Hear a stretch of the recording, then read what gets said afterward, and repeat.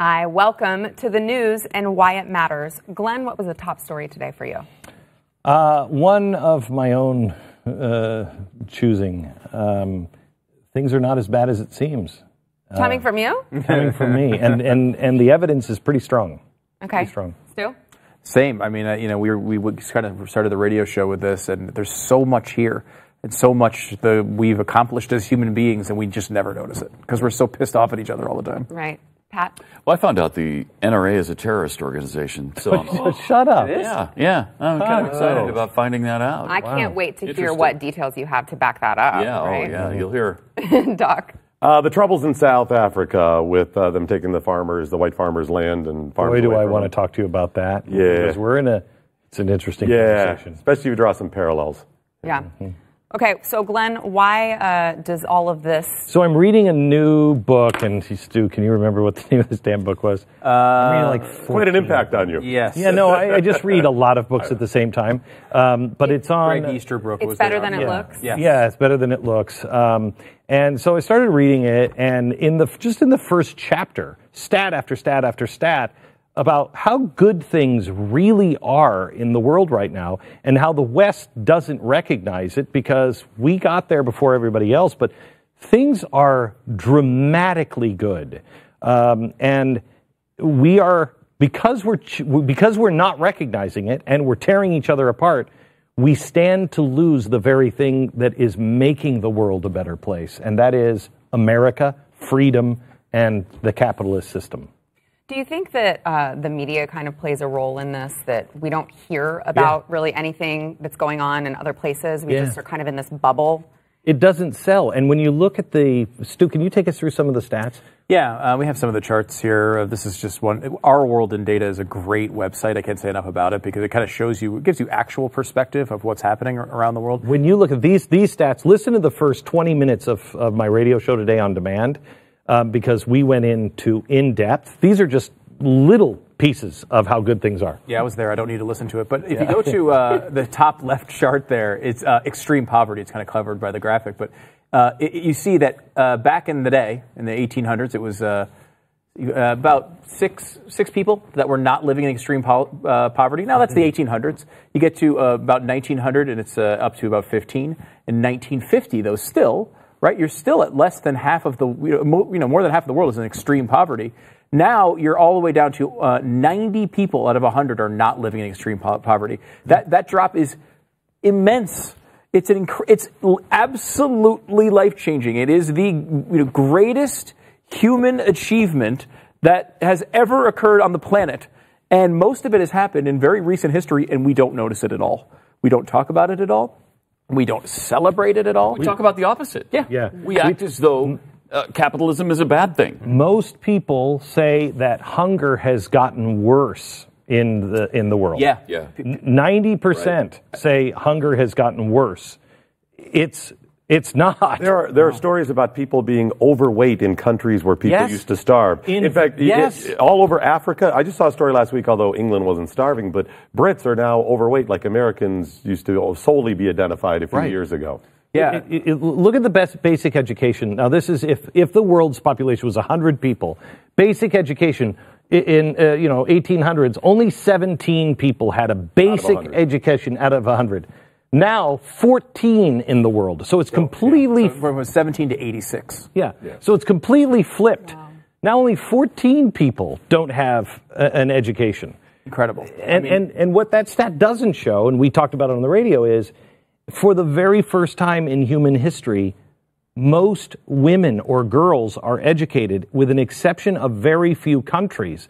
It is America. It is normal. We don't let them read or write. The war on women is in effect. Yeah. You look at the stats, and it's phenomenal. We know crime in America has gone down, and you brought up the stat last week about school shootings and murders of children, all down. Yeah. Terrorism. Even with the numbers that we have now, terrorism is down. Even though we've been in a constant war for the last 17 years, war is down. Even though it feels like democracy is slipping through our fingers, freedom is off the charts. Yeah, we actually have a chart on democracy. So do we have that? This is, again, people living in countries that have some aspect of democracy. used to be, back in the 1800s, 1. Now you're up to 56. I mean, we're over half. Should that number be higher? Of course it should, but it's an incredible improvement. From health, they have a vaccination one as well, and there were no vaccinations for most of human history. Didn't happen really still into any effect until the 1960s. But if you look at this, from 1960 till today, we've gone from 0 to 86%, and this is basic things: diphtheria and whooping cough and tetanus shots. It's an incredible improvement.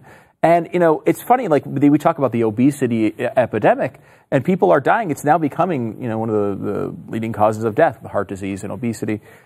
That's great. It's a weird way of saying that, but it's a fantastic human achievement that we can all die by choice. You look at you look at the environment and smog and everything else. The stats are staggering.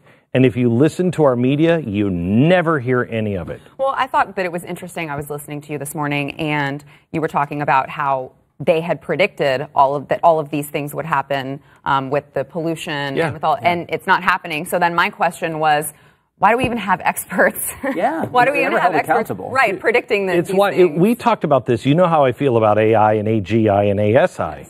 That stuff is scary. However, if we look at the patterns, freedom and man always seems to get past those scary things. We seem to be constantly improving over the last 200-300 years. That's a good thing. And, this is going to be a big leap for us. But in 10 years, they say that we will wipe out all disease. 10 years by 2030. Okay, that's good for a lot of people, but this table, we're not going to make it. No, we're you may do okay, but the rest of us, it's like beat the clock for that 10 years to slide in under the... I'm making it. You think you do? Yeah, Ray Kurzweil told me in 2005, Glenn, you just have to live till 2030. And you're good. And you're good. And that's my goal. I will live till 2030, 2035. So we've done all of this good. High. I mean, geez. We've accomplished all of that good. Imagine what we could do if you would get out of the way of those kids from Parkland, Florida. Oh, my gosh. Yeah, there'd be no death. Right? No death. How much this good? is I just did a show on the Constitution and the Bill of Rights and how we violated all of them, all in the name of we got to do something. We're about to lose all those rights, and that's what makes those charts work. There's a reason those charts are all looking so good, and it's capitalism. And on the Parkland thing, it's a great point. We are obsessing about an incredibly important, terrible event. Yes. 17 kids dying for no freaking reason. Let's be honest about it. It's terrible. But these improvements we're talking about save 17,000 children every day. 17,000 a day that died in 1990. So we're talking all in our lifetimes. These improvements have happened in the last 25 years or 28 years, and we will absolutely and rightly obsess about a terrible tragedy in Florida. But these are things that are far more, when you're talking about scope, a much larger scope, and things that are incredible improvements. And, I guess maybe it's just that, people assume that, positive news isn't going to sell. There's no conflict in that number. We can all come together and say, wow, this is great, and let's keep going. Technological improvements. I mean, there will be plenty of people who don't like the capitalism point here, but I mean, it is the spread of capitalism to places like China and India. These are really incredibly positive things, and if we don't stop and recognize them, then we're not going to want to continue them. It really also puts on a different spin on things, on saying, here we are, we're pissing it away, and we think, oh, the responsibility, I don't want to be held accountable for my children. No, it's the entire world. Yeah. It's the entire world. This all came from the American experiment. If we go dark, what happens to the rest of the world? The rest of the people that are just starting to pull themselves out of poverty. Yeah. They're now saying, wait a minute. I didn't get a chance. Mm-hmm. I do want to get to Pat's topic. We're talking about all of this. We want to share good news, but in the media, we're talking about the NRA being a terrorist organization. So yeah, they're going to kill us all. The governor of Connecticut has declared that the NRA has now become a terrorist organization. So why did that matter to you? Because the NRA protects the Second Amendment. It is their sole job in life to protect the Second Amendment. And they have 5 million members that help them do that and stay active enough to continue to protect the Second Amendment. And yet the tide is turning to demonize them so badly and all of their membership that we could lose that right. We could very well lose that right. Look at the words have meaning and consequence.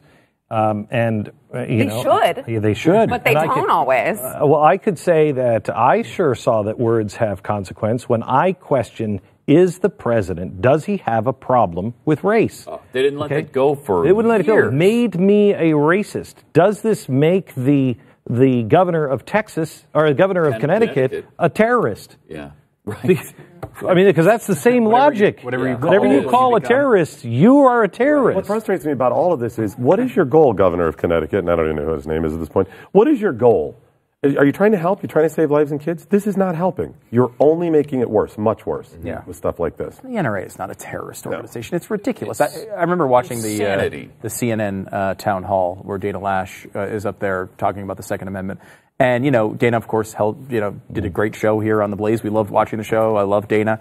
But I found myself thinking, thank God she doesn't work here anymore, and thank God she's there.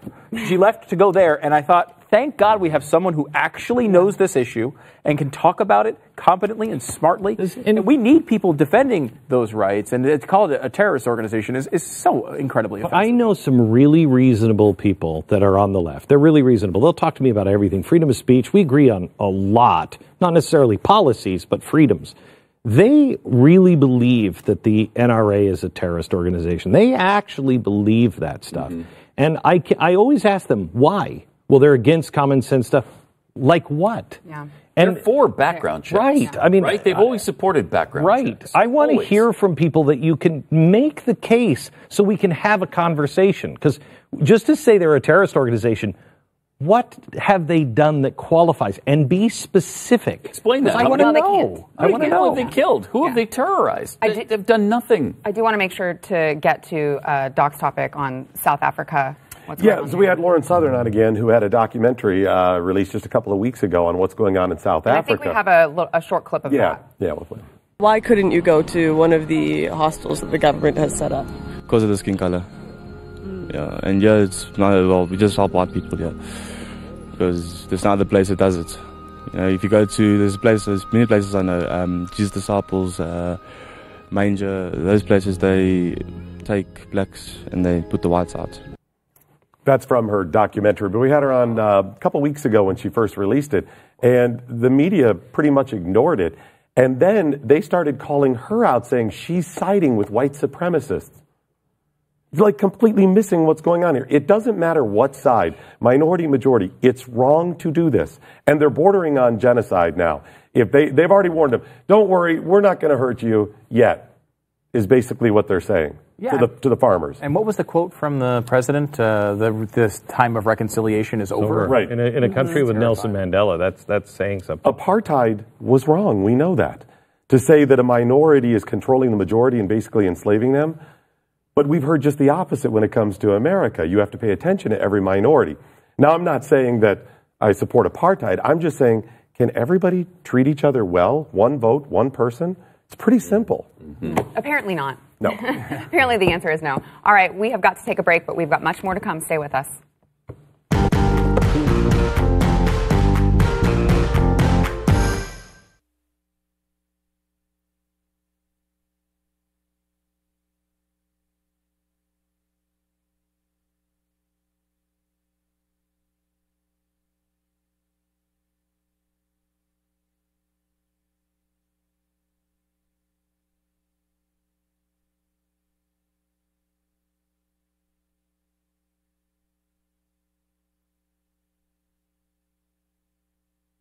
Oh, yeah. He's doing research on these things. Okay. And you just have to be really careful. Yeah.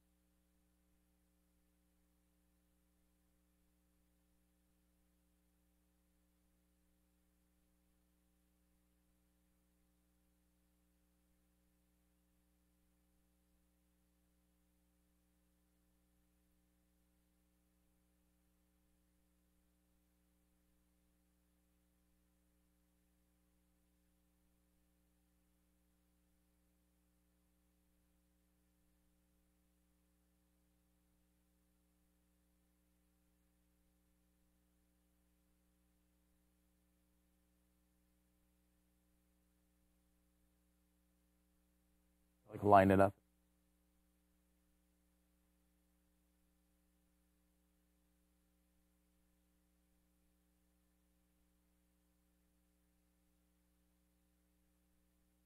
Glenn, you spoke earlier about Utah High School, and I guess it was a student who had gone in and tried to bomb the school, but the bomb didn't work. Didn't go off. It just poured a lot of smoke. He had already said ISIS is coming. He spray painted it on there. He had taken down the American flag in the past and put up the ISIS flag. He was clearly a supporter of ISIS online. Police knew about it. They did nothing. He luckily had a bomb fail. This is in St. George, Utah, population 100,000. But let's call the NRA a terrorist organization and focus on and you notice there's nobody talking about that. And the reason why is because it leads us to the conversation of, wait a minute, you take away guns, they'll do something else. This time they failed. But what happened if this was an AR that would have failed? They would have been all over it. They're not over this because they don't want to talk about Islamic terror, and they also don't want to have the conversation of what is the hole that is in our kids that they're trying to fill. They're lost. Our kids are lost. Do you think it's just uncomfortable for them to, you have parents who are going to have to realize maybe they have failed their children somehow?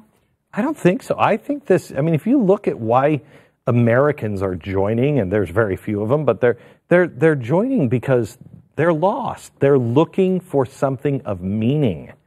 And this society is not providing it. I think you can fairly say, since the bomb didn't go off and kill a bunch of kids, it's not necessarily directly comparable to Parkland. Yes. But we just did have another story where a kid was trying to shoot up schools, and they took away the guns. That had more coverage, I would say.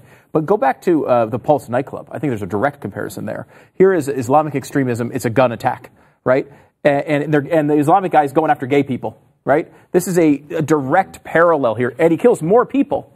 But that one was not a gun. It was never a gun situation. That was a gay thing. It was a gay thing. They tried to make it about something else because they knew they didn't want to bring it back to Islamic extremism. There is that unfair. The way this is all about agenda, and you're never going to solve these problems if what you're doing constantly is trying to push your agenda. It just sucks. It really does. Because where do we go with this stuff? We sit here every day and talk about it, and in the end, it doesn't feel like anyone's taking it seriously. We had a meeting about South Africa before we went on the air today, and I was asking for an update, and we're doing a lot of research on it. I dismissed that video because she is part of the alt-right. Now, that doesn't mean that they're not, because, the alt-right is taking truth, and they're just, massaging it and framing it, but there's truth there. The only ones covering what's happening or supposedly happening in South Africa right now really are alt-right sources all around the world. We cannot find a single legitimate source that's telling us what's going on in South Africa. So that means it's either not happening, which I don't believe, or the media is not covering it because they've already decided what's right, what's wrong. Yeah. And much of it is confirmed, by the way. A lot of the stuff from, the government themselves have said it. There's policies going into effect. There's disagreements. There's nobody covering the people who are frightened. And why not? It's a minority population. Yeah. And it's a minority. Their cameras somehow found their way to South Africa back in the day. Yeah. They had no problem finding it when it was apartheid. Right. I want to make sure that we get to the rest of the topics. So when you go looking for political donations from the NRA, be careful before calling them out. Yes, because the NRA, we all know it's a terrorist organization, as Pat brought up earlier. They fight for guns. The other thing they fight for are restaurants. The National Restaurant Association is also the NRA. Oh, my God. Politicians are getting donations from members of the NRA and getting called out on social media because how dare you accept money from the NRA, Democrats in particular. And they're like, how dare you? Well, no, it's the National Restaurant Association. These people sell ketchup packets. You gotta love knee-jerk reactions on social media. You gotta look at this seriously, though, about the NRA being called a terrorist organization. If that ever catches and they really are deemed terrorist organization, every single NRA member who has contributed has now contributed to a terrorist organization. Right. Yeah. Wow. Right around the corner. O.J. Simpson, the Lost Confession interview, is apparently airing after 12 years of him giving this interview.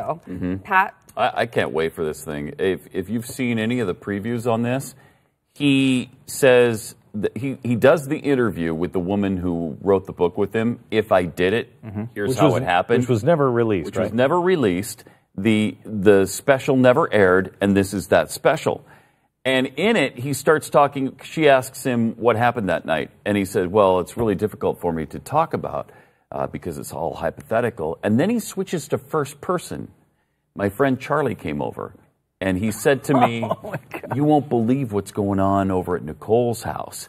And I said, well, no matter what it is, it's got to stop. And that's where they leave it. Oh, my God. And that's where the show kind of picks up the story on Sunday night, where he is talking about himself. I mean, it's pretty clear that he talks about how she pissed him off because whatever was going on over there wasn't going to continue. Yeah, I mean, this was a big topic back in the Pat and Stu days where we used to talk about this. This book, If I Did It, is one of the most fascinating things in, like, American history. It is. This murderer decided to write a book speculating how he would murder the person if he had done it. And I always looked at it as someone told him, look, if as long as you say it's a hypothetical, you could admit to this whole thing without going to prison. Yeah. And he was just like, all right, that sounds smart. Is there money? Yeah, exactly. And he got money. I get more fame? Yeah. Okay, let's do it. Do you feel kind of guilty wanting to, like, being so excited to watch it? No, I gave that up in 1995. I gave it up. As far as OJ is concerned, at least, I'm a slave to the OJ thing. I loved the guy when I was a kid, so it's always fascinated me. How many of your childhood heroes have murdered two people? Not that many. Approximately none. Okay, all right. So, well, if your childhood hero was Charlie Manson. Right. You know. then maybe aim higher. Yeah. All right, we got to take a break. We'll be back.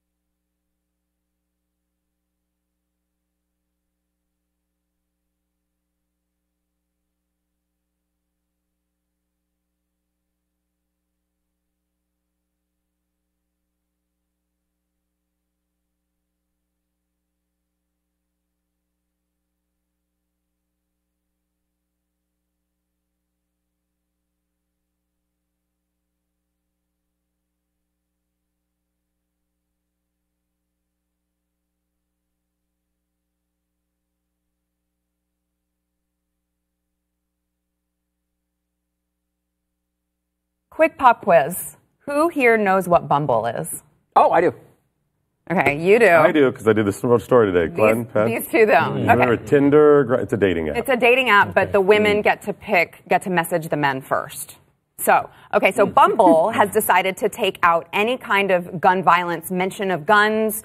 You could write the word gun. It's going to be erased. It can't be a picture of a gun, and you cannot put any text message about guns. Then this is how they are going to conquer gun violence. And the founder said she wants it known that her company stands against gun violence in America. Powerful. Wow, that is powerful. Otherwise we would have maybe first of all, you stand against gun violence. What about other violence? In America? Only in America, around the world. And who out there is saying, I bet those people at Bumble love gun violence? No one says that. You don't have to make that statement. Isn't that assumed? We don't like murder? What are you putting on there? Hey, babe, want to go slaughter some people with my AK? Sounds great. I mean, what do you... So she goes through this passionate press release about how it's wrong. You got to stand. She donated $100,000 to that march that's coming up, and those Parkland kids. They need money. Right, exactly. So she does all of this, and then at the end she clarifies, You can have a gun if you're a cop or active duty military and you're in a uniform. Which these are some of the people that tell us that cops are murderers, you know. Yeah. And then, or if you're a sports shooter. If you're not murdering somebody, aren't you a sports shooter? If you're out target practicing, if you're hunting, isn't that all sport? No. Okay. You're applying logic. We don't do that around here. Well, here, not there. All right. My favorite Bumble anecdote is one of my friends was on it. Bumble Mountain. Like they start you at the top, tomorrow. and they all get uglier as you go down. You start at a 10 and it goes 9, 8.